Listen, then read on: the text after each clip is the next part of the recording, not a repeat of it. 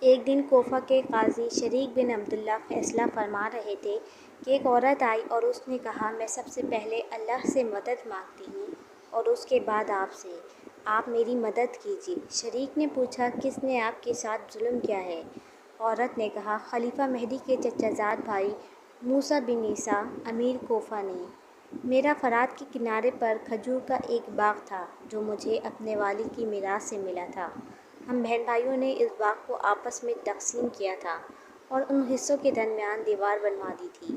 امیر نے میرے بھائیوں کے حصے خرید لیے ہیں اور اب مجھے بھی اپنا حصہ بیچنے پر مجبور کر رہا ہے، جبکہ میں اپنا حصہ بیچنا نہیں چاہتی۔ گزشتہ رات امیر نے 500 افراد کو بھیجا، انہوں نے میرے باغ میں موجود دیواروں کو گرا دیا ہے۔ اب مجھے معلوم نہیں کہ میرے حصے کے درخت کون سے ہیں اور میرے بھائیوں کے حصے کے کون سے۔ قاضی شریک نے عورت کی فریاد سنتے ہی غلام سے کہا، کاغذ لے آؤ۔ غلام نے کاغذ پیش کیا۔ قاضی نے امیر کے نام عدالتی سمن یعنی عدالت میں حاضر ہونے کا تحریری حکم جاری کر دیا۔ غلام نے عدالتی خط امیر کوفہ کو پہنچا دیا۔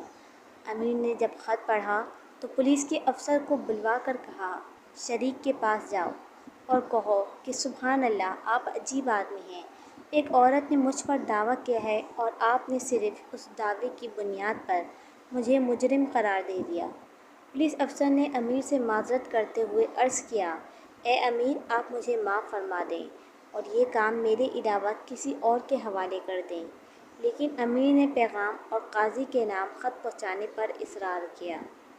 چنانچہ مجبوراً پولیس افسر کو روانہ ہونا پڑا۔ پولیس افسر وہاں سے روانہ ہو کر قاضی کے پاس پہنچا اور امیر کا پیغام پہنچایا۔ قاضی نے پولیس افسر کی گرفتاری کا حکم دے دیا۔ افسر نے کہا، اللہ کی قسم، مجھے پہلے ہی سے معلوم تھا کہ مجھے گرفتار ہونا ہے۔ ادھر امیر کو بھی پولیس افسر کی گرفتاری کی اطلاع مل چکی تھی۔ لہٰذا اس نے اپنے غلام کو قاضی کی عدالت میں بھیجا۔ قاضی نے غلام کو بھی گرفتار کروا دیا۔ جب امیر کو غلام کی گرفتاری کی اطلاع ملی تو امیر بہت پریشان ہوا اور عصر کی نماز کے بعد قاضی کے بعض احباب کو بلا کر سمجھانے لگا، تم لوگ شریک کے پاس جاؤ اور اس کو سمجھاؤ۔ وہ لوگ قاضی صاحب کی خدمت میں حاضر ہوئے اور امیر کا پیغام پہنچایا۔ یہ سن کر قاضی صاحب نے فرمایا، کیا آپ لوگ ظلم کا ساتھ دینے کے لیے میرے پاس آئے ہیں؟ آپ لوگ ایک ناجائز چیز کی ضبط کریں گے۔ پھر قاضی صاحب کے حکم پر ان سب احباب کو بھی گرفتار کر لیا گیا۔ ادھر امیر کو جب ان احباب کی گرفتاری کی اطلاع ملی تو امیر سٹپٹا گیا اور رات کے وقت جا کر قید خانہ کھلوا کر تمام قیدیوں کو رہا کر دیا۔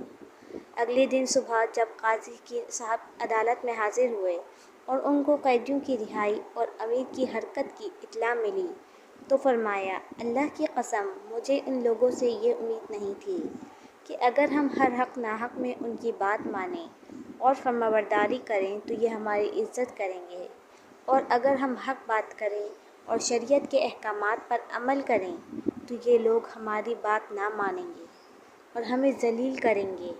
یہ کہہ کر قاضی صاحب بغداد کی جانب روانہ ہو گئے۔ ادھر امیر کو بھی قاضی کی روانگی کی اطلاع مل گئی۔ وہ قاضی صاحب کے پیچھے پیچھے دوڑے اور کوفہ کے پل پر قاضی صاحب کو آ لیا اور عرض کیا، آپ مجھے معاف کر دیں، مجھے اپنی غلطی کا اعتراف ہے، میں خود عدالت میں حاضر ہو جاؤں گا، لیکن جو لوگ قید میں تھے ان لوگوں کو چھوڑ دیں۔ قاضی صاحب نے کہا، آپ ان کی فکر چھوڑیں اور سب کو دوبارہ جیل بھیج دیں۔ جب آپ فیصلے کے لیے حاضر ہو جائیں گے تو میں سب کو رہا کر دوں گا، ورنہ میں خلیفہ مہدی کی خدمت میں بغداد میں حاضر ہو کر اپنے عہدے سے استعفیٰ پیش کر دوں گا۔ امیر نے قاضی صاحب کی یہ بات بھی مان لی اور فوراً رہا کردہ لوگوں کو دوبارہ قید کروا کر خود ملزم کی حیثیت سے عدالت میں قاضی صاحب کے سامنے حاضر ہو گئے۔ قاضی صاحب نے مجلس قضا میں امیر کوفہ اور اس عورت دونوں کو طلب کیا۔ قاضی صاحب عدالتی کارروائی کی طرف متوجہ ہوئے اور کہنا شروع کیا، اے امیر، یہ عورت آپ کے خلاف دعویٰ کر رہی ہے، کیا اس کا دعویٰ صحیح ہے یا نہیں؟ امیر نے جواب دیا، اس عورت نے ٹھیک کہا، میں نے ایسا ہی کیا ہے، لیکن میں اپنے کیے پر شرمندہ ہوں اور یقین دلاتا ہوں کہ جو دیوار میں نے گروائی تھی وہ دوبارہ بنوا دوں گا اور اس عورت کو پہنچنے والی تکلیف کا ازالہ کروں گا۔ قاضی نے اس عورت سے پوچھا، کیا آپ کا امیر کے خلاف یہی دعویٰ تھا یا کچھ اور بھی ہے؟ عورت نے عرض کیا، قاضی صاحب، اللہ تعالیٰ آپ کی عمر میں برکت دے، اس کے علاوہ اور کچھ نہیں۔ چنانچہ قاضی صاحب نے فیصلہ کر دیا۔ فیصلے کے بعد قاضی صاحب نے امیر کو اپنی جگہ پر بٹھایا اور پھر بڑے ادب سے عرض کیا، اے امیر، اگر میرے لائق کوئی خدمت ہو تو حکم فرمائیے، میں بجا لاؤں گا۔ قاضی صاحب کی بات سن کر امیر کوفہ ہنسنے لگے اور کہا، اب میں کیا حکم دوں؟ یعنی آپ نے جو کرنا تھا وہ تو کر دیا، میری ذلت تو ہو گئی، اب میں آپ کو کیا حکم کرتا پھروں؟ قاضی صاحب نے کہا، اے امیر، وہ شریعت کا حکم تھا اور اب یہ ادب کا مقام ہے۔ آپ بہرحال ہمارے بڑے ہیں، جو حکم ہو ہم تیار ہیں۔ فائدہ: حضرت ابو ہریرہ رضی اللہ عنہ سے روایت ہے کہ چند لوگ بیٹھے ہوئے تھے، رسول اللہ صلی اللہ علیہ وآلہ وسلم ان کے پاس آ کر کھڑے ہوئے اور ارشاد فرمایا، کیا میں تمہیں نہ بتاؤں کہ تم میں بھلا شخص کون ہے اور برا کون؟ حضرت ابو ہریرہ رضی اللہ عنہ فرماتے ہیں، صحابہ خاموش رہے، آپ صلی اللہ علیہ وآلہ وسلم نے 3 مرتبہ یہی ارشاد فرمایا۔ اس پر ایک شخص نے عرض کیا، اے اللہ کے رسول، ضرور بتائیں کہ ہم میں بھلا کون ہے اور برا کون؟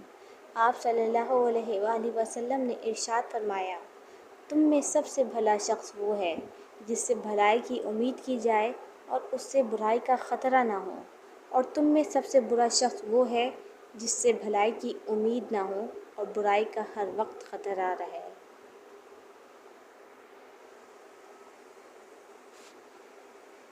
اگر آپ کو ہماری ویڈیو اچھی لگی ہو تو اس چینل کو سبسکرائب کر دیے گا تاکہ آپ کو ہماری آنے والی ہر ویڈیو مل سکے۔